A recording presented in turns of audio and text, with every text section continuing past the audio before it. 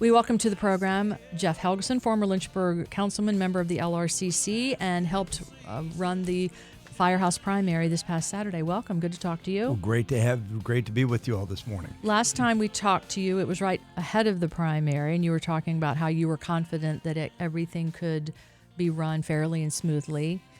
And we had the Firehouse Primary on Saturday, where two of the candidates you supported prevailed. I mean, give us your thoughts about how it went on Saturday. Well, as I'm sitting here in your esteemed office, and I look at all the things that have transpired. I mean, you got technology, you got stuff everywhere, and I think about the first time you started running, and the first time you started your radio show, versus now seeing your PB awards that you've gotten recently after your experience, after doing it so many times. This was our first time doing a Firehouse Primary. Obviously, there were some challenges and there were some things, but man, it went out pretty good. It went out. We had the record turnout of 1,608 voters. We had a record number of people participating and helping because it's a big undertaking. We estimated last time we did an open, or not, we never have done an open process like this, but before, when we had our last mass meeting for the electing the council candidates, we had 300, 400 people, and we're expecting more, but man, we had a lot of people. And all these volunteers that spent their entire day, spent the day before, spent the weeks before kind of preparing, and making sure the parking lot was laid out, making sure they're greeting voters, making sure they're ballot tabulation, all the things that went out there. It is a big thank you to all these volunteers that have just, and what needs to be done is thank them. This is the first time again. You didn't win your VAPB awards your very first time on the radio, nor do you expect the first time you play chess to expect to beat the Grand Master. You learn. We had an after-action report yesterday where we met on my logistics committee and had some good things that we've done well, some things that we need to improve. So there are a couple of issues with there are three formal appeals that have been filed regarding the Firehouse Primary. We don't know exactly what they are. That hasn't been revealed, but the state central committee is now reviewing those. And we suspect that they might have to do with the sign that was up, at least for part of the day, that said you have to be a member of the registered Republican. The sign said Lynchburg Republican City Committee Firehouse Primary, Republican Party membership required, which was not actually required. Right below it was the state party plan code section, but we took that down actually before. So the executive director, Nicholas Prophet, was there, and right before voters came in, before the voting started, he said, you need to take the sign down. And I was working on parking, and then one of my people took them down. So it wasn't, even though it's in the party plan, we again still complied. Anytime there was an issue, we complied. So that was not an attempt to discourage anyone from voting if you were not a member of the party. So that's in the party plan that says you have to I understand be a you had the very small disclaimer language. People couldn't read that as they're just walking by unless they went right up to the sign. It's certainly, I think a lot of people took that as, hey, this is the Republicans trying to discourage people who are not members of the party from voting. So with that, we got to keep in mind what's happened with this process. So for 30-some years that I've been involved, every time we have elected and nominated our Republican council candidates, 30 years ago back to Bill McCrory, Bob Davenport, Preston Bryant, how were they elected? They were nominated by a mass meeting, the most closed process ever. What happened later? We had Schaefer Oglesby, B.A. Langley, and Jeff Helgeson that were on that nomination. Mm-hmm. It happened via a closed party process where the members decided, and quite frankly, Mark Peake was the chairman for several years. Never once said, let's have an open party process. It's always been a mass meeting. Quite frankly, this is the most open, transparent process that we have ever undertaken for a citywide nomination for the at-large council candidates. And Helmer's Law, I think, is what's changed, though. Just within the past few years, Helmer's Law basically saying that the state primary, a state-run primary, is the way to go to make sure you are making it as accessible to as many people as possible, whether they're choosing to vote in the Democratic one or the Republican one. And you have to hit all the absentee ballots. You have to hit all the people who might not otherwise be able to vote. And that's the concern, that somehow you've run afoul of Helmer's Law. Well, with that, you remember 4 years or a couple of years ago when we were going to do this process, and we would have done it on a smaller scale just for a ward election. And with that, Jason Mieres came out and gave his opinion, which was wrong. The court, Judge Moon, said, no, you can actually do it if you follow these steps. And we followed those steps. And so with that, people that are now critical, and again, I get that. Sometimes people, when their candidates lose, when you endorse somebody and they take sixth place, it's somewhat embarrassing. So with that, you kind of, but we at the conservative side have been on the short end of the stick many times. When our candidates lose, we come with our hat in hand and we say, okay, that wasn't the person I wanted, but we're going to pull together as Republicans for the vote in November. Because we got some serious issues. We got taxes that are too high. You got government bureaucracy and accountability. And so with that, we need to all pull together. And I wish that would have happened, and it will happen, but I wish that would have happened on Saturday.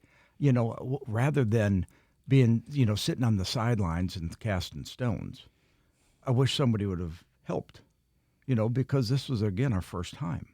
Rather than being a critic, and I realized right after, I thought about Teddy Roosevelt's speech, The Man in the Arena, and if you don't mind, if I can read just a little bit of it. And he said in here, it's not the critic who counts, not the man who points out how the strong man stumbles or where the doer of deeds could have done them better. The credit belongs to the man who's actually in the arena, whose face is marred by dust and sweat and blood, who strives valiantly, who errs, who comes short again and again, because there's no effort without error and shortcoming. But who does actually strive to do the deeds? Who knows great enthusiasms, the great devotions, who spends himself in a worthy cause, who at the best knows in the end of triumph of high achievement, and who at the worst, if he fails, at least he fails while daring greatly, so that his place shall never be with those cold and timid souls who neither know victory nor defeat. Lots of critics, I get that. But with that, it would have been nice to help.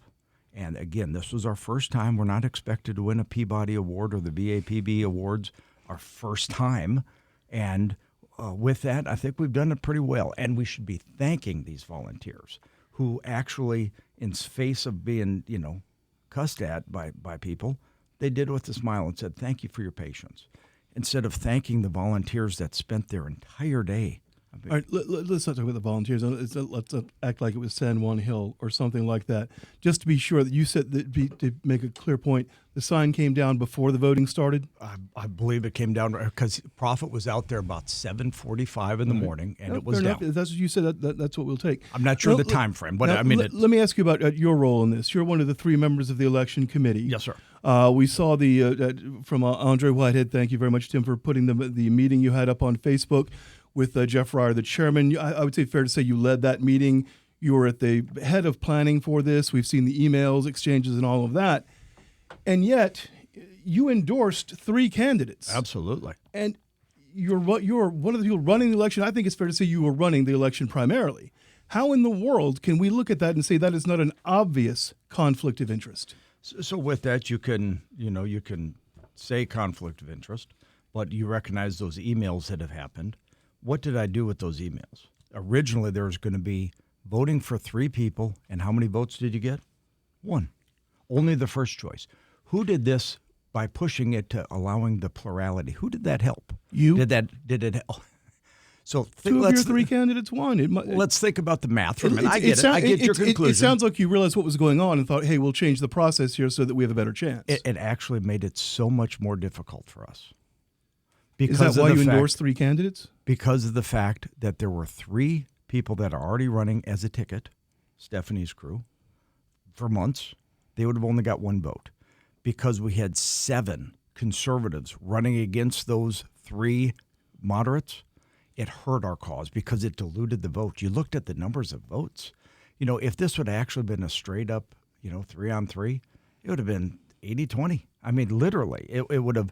So again, I get that, and I get the the pulling together or attacking somebody who's obviously you can endorse. I don't give up my freedom of speech, quite frankly. But if you're going to endorse candidates, you shouldn't have anything to do with running the election, should you? I was one of the three on the committee.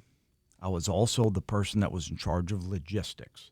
I wasn't in charge of credentialing, where you come in and say, yes, I'm a Republican. Yes, I agree to support the Republican candidates in November. Yes, I denounced the Democrat membership. That was credentialing. Balloting. Where does balloting go? That goes where you're actually counting the votes. Now, I get the fact that people like to squabble and whatnot, but the reality is there has never been one challenge as far as the actual tabulation of the votes, the actual counting of the votes, like we talked about a minute ago. No, I don't. Questioning I think from that's LA. fine. I don't think that's going to be a problem. So with that, I did take it as a personal affront when I helped some people get elected 4 years ago, and people said, Jeff, you endorsed them last year. Why did they do this? And when they did those things that they did, like not electing you mayor? I don't care about that. Am I Please, still? we all know that still is in your craw. Good. Glad somebody thinks that.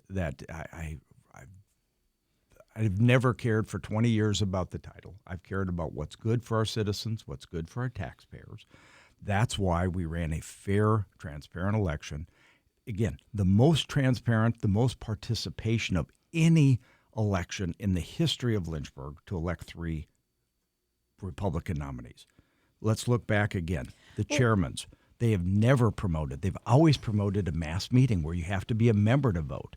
This we've had, when you look as far at as the I'm numbers. concerned, you guys can roll dice to decide who the nominee is. Well, I just don't make the rules. What is the state? And as we speak with Jeff Helgeson, you've had Lynchburg's Republican delegate, Lynchburg's senator. These are to the highest Republican office holders in the area coming out critical of the LRCC and the whole process, skeptical that it could be done fairly, skeptical of the favoritism. What does that say about the status of the LRCC right now? So what it says is the fact that they have had the ability to make an open primary process. We've always done a mass meeting when they were chairman, when both are our state senator, which we before agree, Helmer's Law? That's irrelevant. I mean, No, it is very relevant. They have. We could If we have. still had Helmer's Law, you'd still have a mass meeting. It wouldn't be a big deal. We could have still done an open primary back then. There was no exclusion.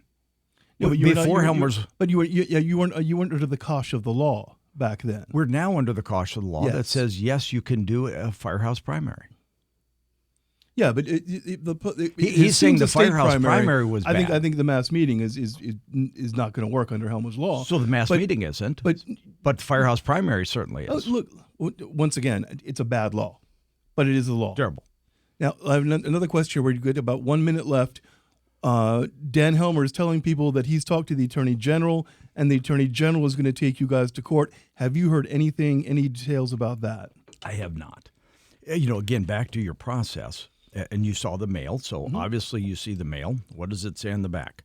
Pre-register by noon, May 29th for a faster line. We had 500 plus people that signed up online, and guess how long their wait was? 1 to 2 minutes. I just talked to a voter a minute ago as I was coming. No, we you had one walking. listener who said he was in and out in 5 minutes because he pre-registered. Yes, and so with that, I've also heard somebody who didn't pre-register, and he said he was through the line in 15 minutes.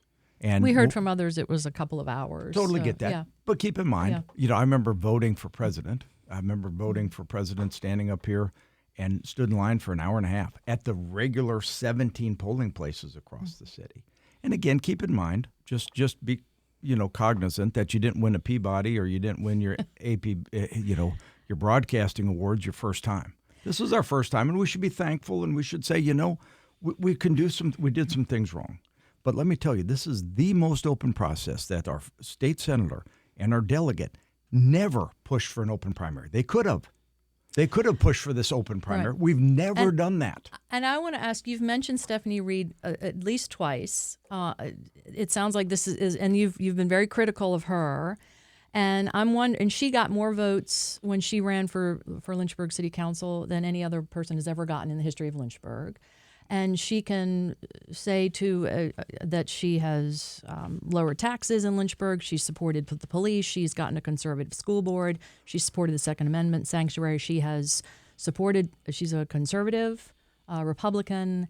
I'm wondering how worried you all are about if she runs as an independent. Well, I mean, basically what you do, and that's why people, I think, was kind of bad when they said, oh, it's just signing a piece of paper. You know, society kind of really breaks down when everybody doesn't tell the truth or doesn't people commit to their word. You know, she committed to her word and said, hey, I'm going to run in the Republican primary. And if I lose, I'm supporting the Republicans in November. And so that means not running against other people. That means, you know, the people, we had lots of Democrats that came and voted, and they said, we're going to support the Republicans, whoever wins, and we've done that. You know, when the liberals. So that'll be the approach. Just say you're not keeping your word. Well, So, that's okay. happened before, Okay. and so I hope she'll keep the word this time. Jeff Helgeson, thanks. We'll talk to you soon. Thank Thanks. you. Good to be with you all.